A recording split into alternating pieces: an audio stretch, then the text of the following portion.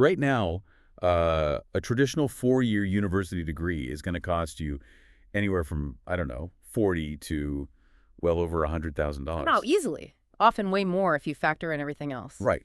But what if the company's actually hiring you?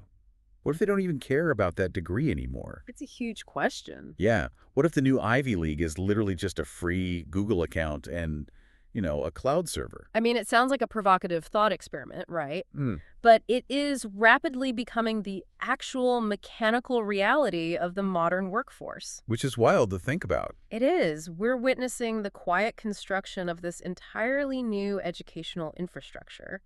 And it's built not by academics, but by the multinational tech corporations themselves. Which perfectly brings us to our source material for today's deep dive. We're looking at a dispatch from an April 2026 edition of a Substack newsletter. It's called SpiralSeekr. Right. And for anyone who knows SpiralSeekr, this is a bit of a departure. Oh, a massive departure. Normally, if you subscribe to SpiralSeekr, you are bracing yourself for these heavy cross-disciplinary essays, right? Exactly. They usually operate at the intersection of technology, biology, philosophy, exploring the trajectory of the mind and the nature of existence.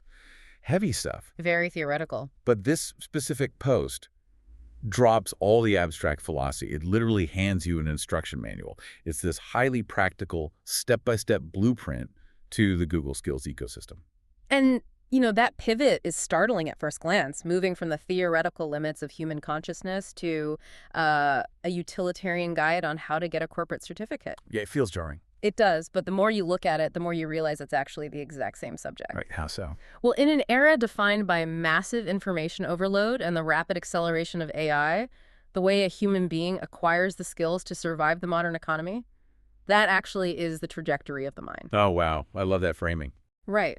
Understanding how knowledge is transferred today requires looking at the actual physical systems doing the transfer. And that is exactly our mission today. We are going to decode this blueprint for you. Absolutely. Whether you're prepping for a major career pivot or trying desperately to keep up with the rapid pace of artificial intelligence, or maybe you're just insanely curious about how tech giants are training the modern workforce. This deep dive is your roadmap. Exactly. We are looking at the mechanics, the execution, and the underlying architecture of Google's certification ecosystem. So before diving into the specific badges or certificates, we really have to look under the hood. We need to understand the platform's actual capabilities. Right. Because if you hear the phrase online learning, you probably imagine this passive experience. Oh, totally. Yeah. A massive library of boring video tutorials you just watch on double speed while doing your laundry. Exactly. But the SpiralSeekr text outlines 4 distinct pillars of what users can actively do within this infrastructure. It's very hands-on. So the first pillar is acquiring technical knowledge. But we need to be clear about the level we're talking about here. Yeah, this isn't basic computer literacy. Right. The platform focuses on heavy-hitting contemporary domains. We're talking about machine learning operations, complex cloud architecture, and, generative AI models. The source specifically mentions training on Gemini and Vertex AI. Yeah, let's contextualize that for a second. When the text mentions machine learning operations, or MLOps, it isn't just talking about the theoretical math behind AI. Not at all. MLOps is the gritty, operational reality of how you keep an AI model running without it crashing a company's entire server network. Right, the actual day-to-day maintenance of these beasts. Exactly. And Vertex AI is Google's specific enterprise-grade factory floor for building those models.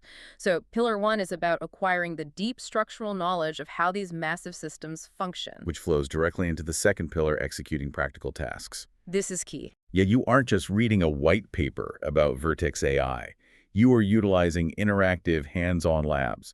You are writing real code, training models, and deploying apps directly within Google Cloud. Then you have the third pillar, which is validating those competencies. Because you have to prove you actually learned something, right? Exactly. This is the mechanism where the platform proves you didn't just, sleep through a video.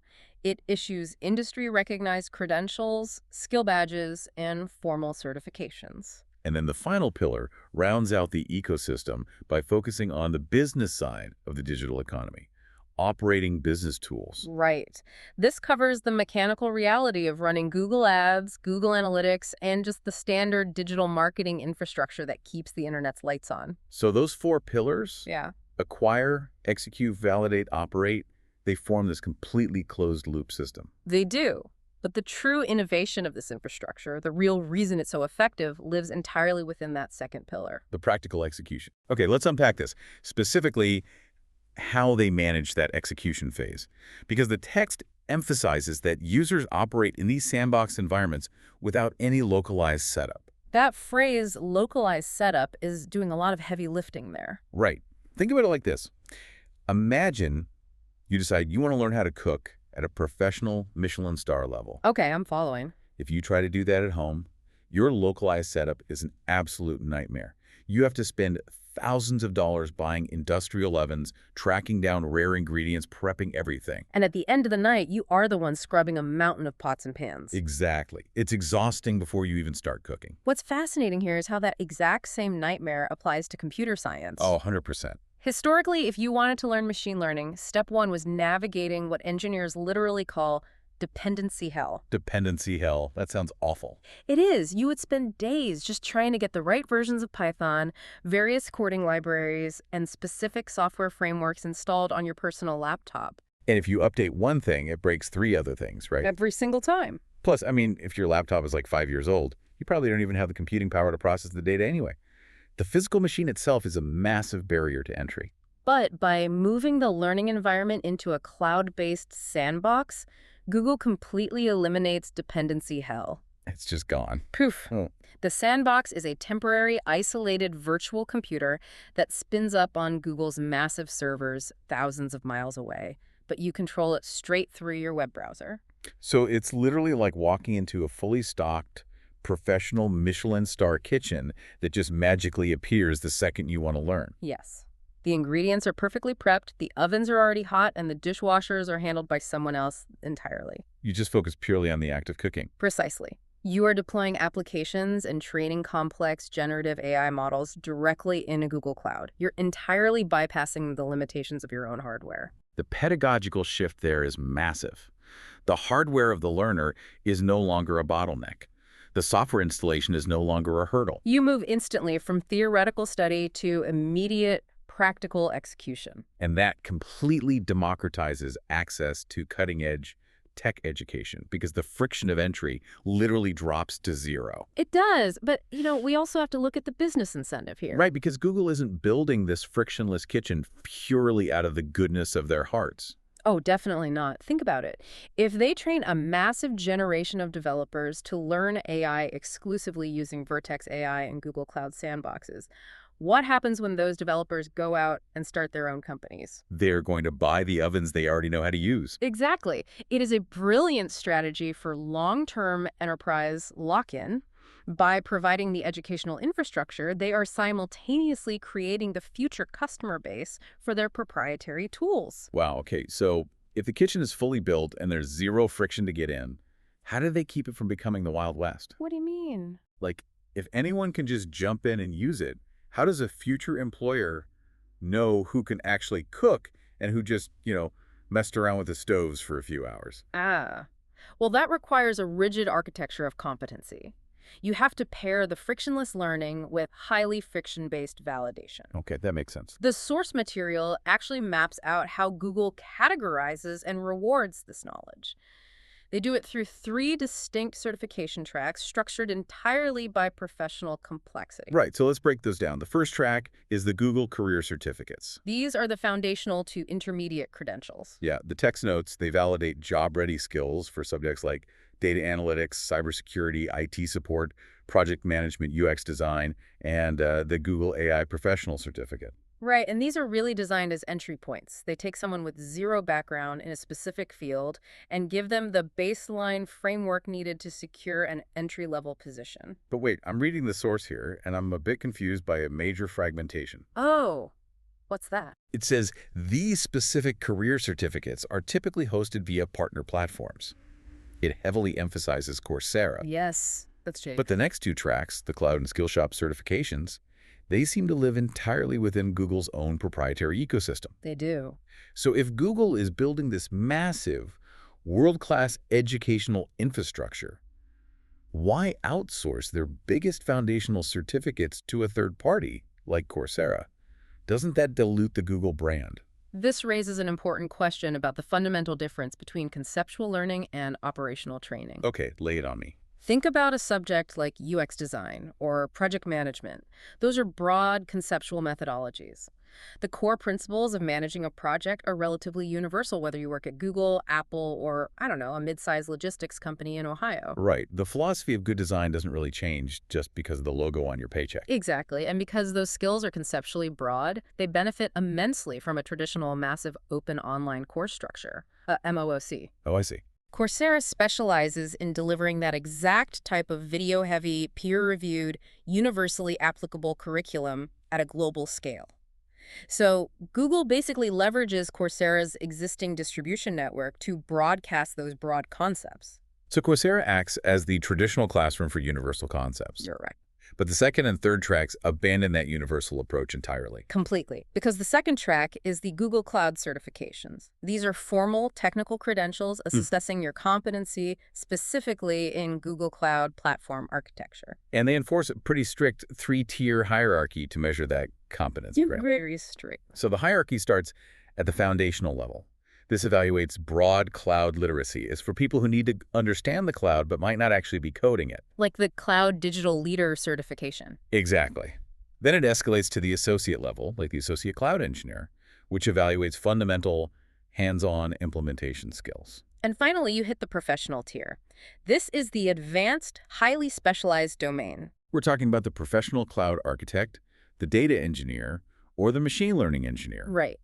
This tier requires deep expertise in designing and managing complex, scaled systems. And then there's the third track, which runs parallel to the cloud certs but focuses on a completely different domain.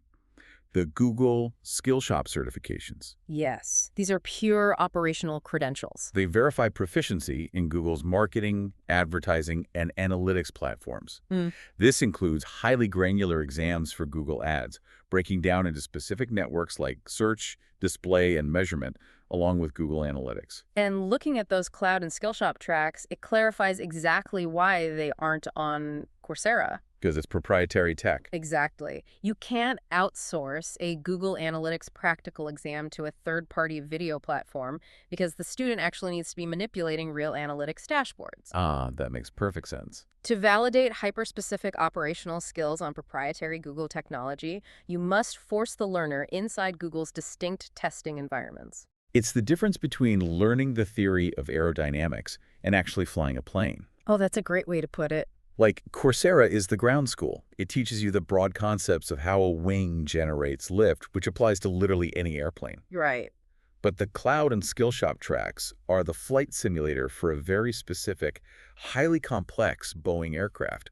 You need to prove you know exactly which buttons to push in their exact cockpit. A perfect distinction. Ground school versus the proprietary flight simulator. Okay, so we know the what and the why of these three tracks. We understand the theory of the ecosystem. Yeah. But how do you, the person listening right now, actually cross the finish line, moving from theory to action? Well, SpiralSeekr gives us a very systematic 5-step operational playbook for acquiring these credentials. The execution protocol is remarkably straightforward. Step 1 is select the portal. Right, because of the split between the technical and the operational, you have to go to the right place. If your goal is cloud computing, data engineering, or AI training, you navigate to Google Cloud Skills Boost. The URL is literally skills.google. But if your goal is mastering digital marketing, advertising, and analytics, you head over to the Google Skillshop portal. Right. Then step 2 is almost shockingly simple. Authenticate. It really is. You do not need an admissions essay. There's no background check, no transcript. You literally just register and log in using a standard Google account. And then step 3 requires strategic intentionality. Determine a path. You don't just browse a catalog and randomly click on interesting videos, right? No, you lock into a defined learning trajectory. The text highlights examples like selecting the formal Associate Cloud Engineer certification path or the Google Ads search certification. And then step 4 is where the heavy lifting actually happens. Execute the curriculum. This is the real work. Yeah, you are actively processing the instructional materials. This means absorbing the video lectures, reading through incredibly dense technical documentation. And crucially, completing those interactive sandbox lab sessions we talked about earlier. Right. You are putting in the hours in the flight simulator. And finally, step 5. Complete assessments. This is the validation part. Exactly. To prove competency, you must pass required module quizzes along the way. Or, depending on the specific track, you must schedule and pass a strictly proctored certification exam. And only after that validation is the digital credential issued to your professional profile. Right. Here's where it gets really interesting. Let's stick with that aviation analogy, because this 5-step playbook perfectly mirrors the process of getting a pilot's license. How so? Well, steps 1 through 3, selecting the portal, authenticating, choosing a path that's just deciding what kind of aircraft you want to fly, and enrolling in the flight school. Sure. Step 4, executing the curriculum, is logging your hours in the flight simulator. But step 5, the assessment, that is the federal check ride, with an examiner sitting right next to you. That's a really accurate comparison. And if we connect this to the bigger picture, that final check ride, the strictly proctored exam, is the load-bearing pillar of the entire ecosystem. It really is. It is the single mechanism that separates a recognized professional credential from, just a meaningless internet quiz. Because taking a module quiz at home in your pajamas is one thing. Yeah. But a proctored exam is an entirely different psychological and technical experience. Intentionally so. During a proctored exam, a live human invigilator or an advanced AI system is actively monitoring you through your webcam. It's wild. Your screen is completely locked down. You cannot open new tabs. You can't search Google or access notes. Your physical identity is verified via government ID before you even begin. They literally monitor your eye movements, the background noise in your room, even how your hands are positioned. It is intense. The friction is incredibly high. But wait, earlier we were praising the sandbox environment specifically because they removed all the friction. Why reintroduce it at the very end? Because frictionless education requires high-friction validation to possess any actual economic value. Or to prevent cheating? Without the strict proctoring, cheating would be absolutely rampant. And if employers realize that anyone can just cheat their way to a Google Cloud Architect badge, the entire ecosystem collapses. Right. The badge becomes worthless. Exactly. The tech industry only respects these certificates because they trust the rigor of the proctoring process. That intensity, that strict enforcement of the rules is exactly what gives the digital badge its real-world weight on a resume. So what does this all mean? We've unpacked the engine, the architecture of the certificates, and the step-by-step playbook to actually get them. It's a lot to process. It is. The immediate practical takeaway for you is the sheer scale of accessibility here. We live in a society where traditional higher education is often gated by staggering financial costs and complex geographic or social barriers. Huge barriers. Yet, as the text explicitly points out, the only authentication you need to begin mastering the most lucrative skills of the 21st century is a free, standard Google account. It's kind of amazing when you think about it. It is. You have the map, the simulator's waiting. You just have to choose your path and put in the hours. It is genuinely empowering on an individual level, but stepping back, it leaves us with a massive philosophical dilemma to consider. Right, going back to the roots of SpiralSeekr. Exactly. Remember the original premise of SpiralSeekr exploring the intersection of technology and philosophy? They deliberately refer to this as an online educational infrastructure. That phrasing really does carry immense weight. It does. Multinational tech corporations are successfully building their own comprehensive, closed-loop systems to train, test, and certify the global workforce. Which directly challenges the monopoly of the traditional university system. Completely. I mean, if a company can act as the teacher, the textbook, the flight simulator, and the final examiner, why would a student pay a university $100,000 to learn outdated theories? That is the exact tension we're facing. We are moving rapidly toward a future where our professional trajectory of mind is shaped not by independent academic institutions, but entirely by the corporations that build the tools. Oh. The curriculum is determined by corporate roadmaps, not academic inquiry. It forces us to ponder what happens to independent thought or to critical industry analysis when the creator of the technology becomes the sole arbiter of what constitutes competency.